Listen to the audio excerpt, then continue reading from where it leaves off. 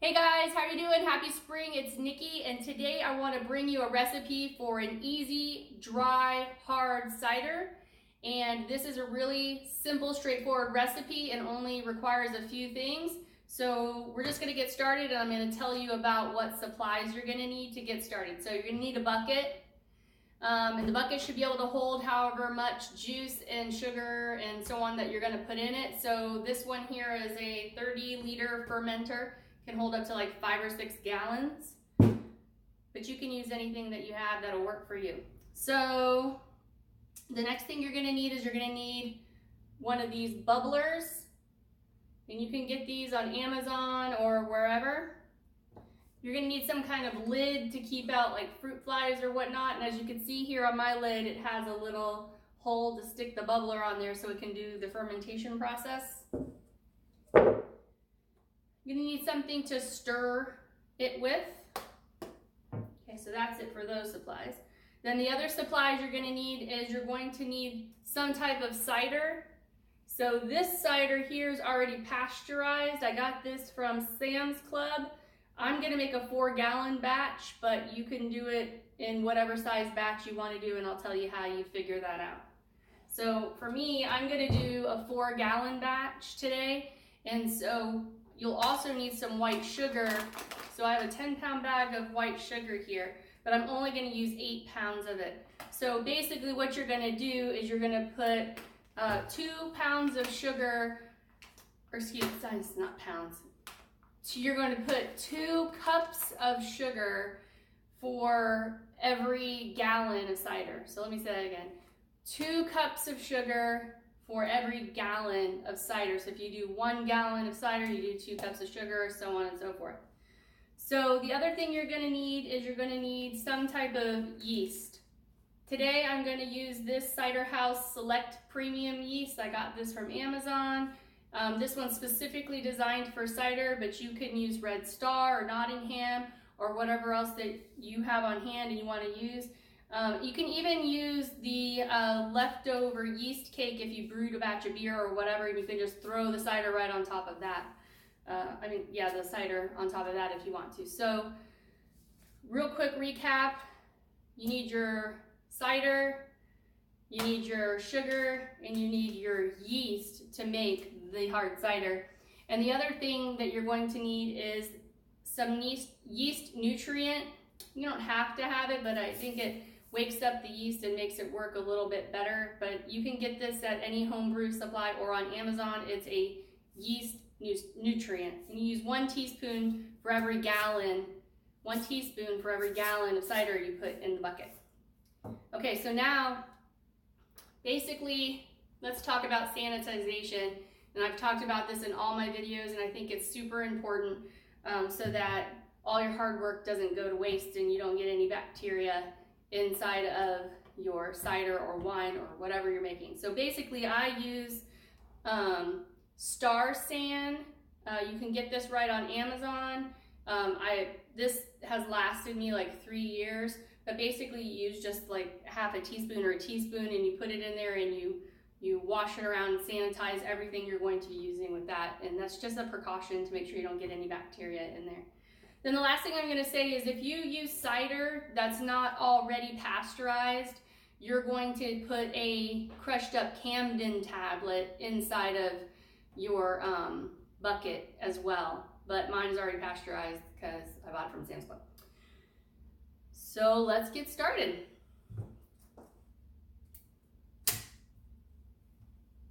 So this is really easy. Like I said, pretty much all I'm going to do is I'm going to take all 4 of these gallons of apple juice and just dump them right in my bucket.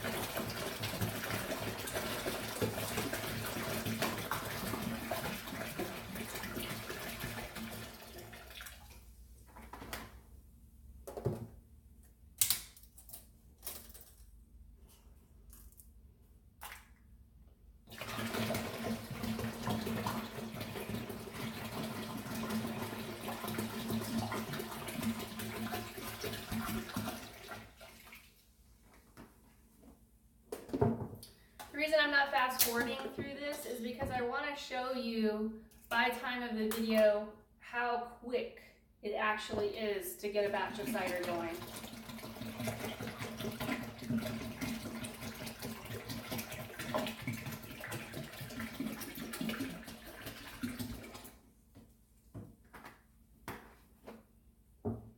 And the next thing I'm going to do is I'm going to add the sugar to the juice.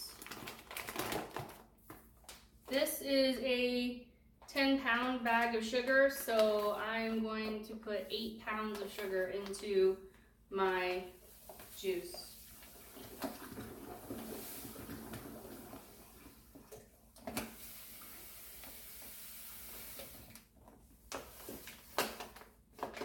And I'm just going to approximate because I like things easy. Next thing I'm going to do is I'm going to use my sanitized spoon and I'm going to give it a little stir.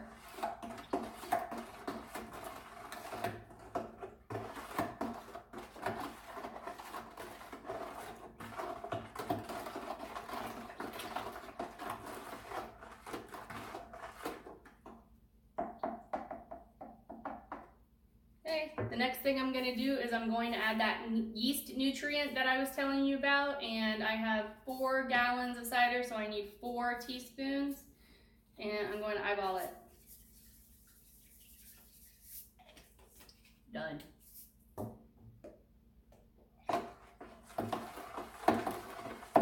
Stir that in.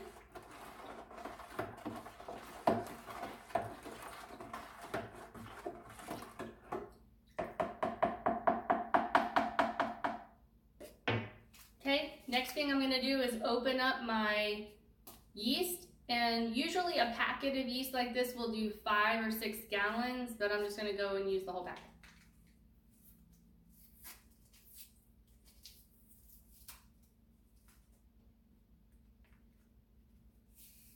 Get all that yeast in there. Okay, give it another stir, gentle, so because all the yeast will like bunch up.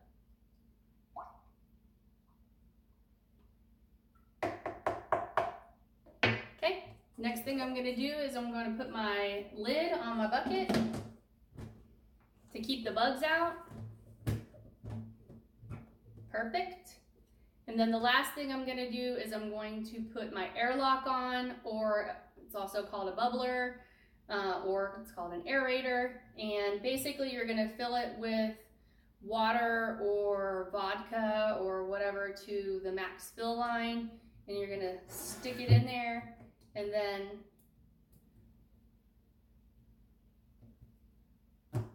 let the yeast do its work. So probably within the first 72 hours, your bubbler is going to be going like crazy. That way you know the yeast is doing its job and it's fermenting.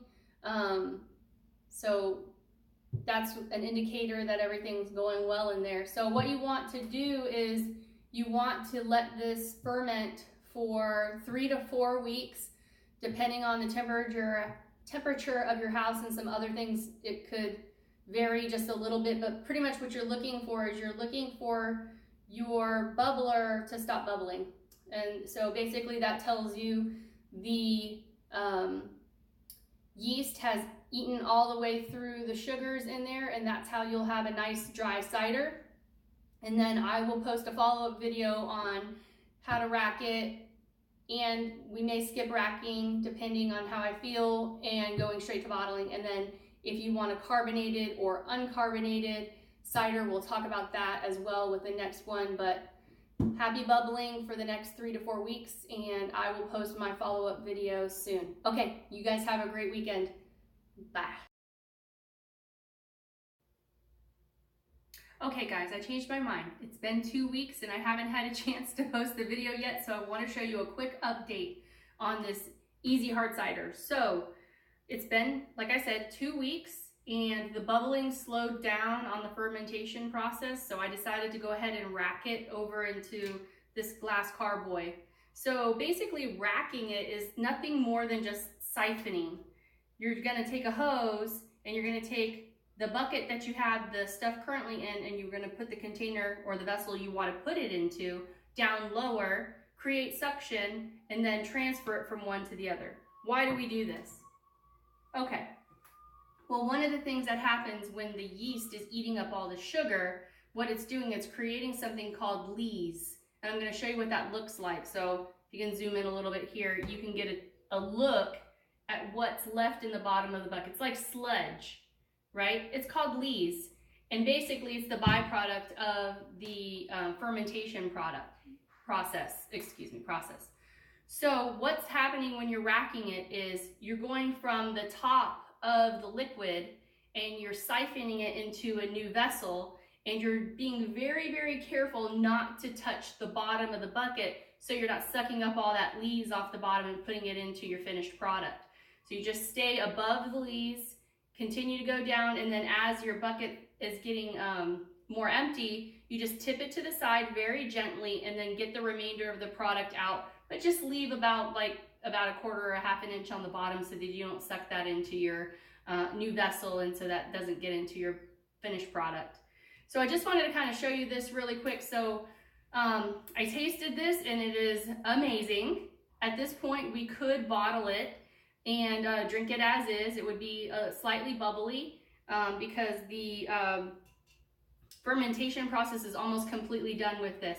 But what I'm gonna do is I'm gonna put my airlock and my stopper back on here, and I'm gonna let it sit for just one more week because we want this to be a still completely dry cider, and then we're gonna bottle it. So that's it. Like I said, it's super easy. We're not gonna take gravity readings. We're not gonna do anything special because we wanna keep this super easy and simple for people who are just starting out and learning how to make their own products on their own. So if you enjoyed this video, please like and subscribe. It would really help us out so we can get to that 1,000 subscribers we're kind of looking forward to getting for the YouTube. And keep on watching. We'll just keep putting up more videos. Have a great day. Bye.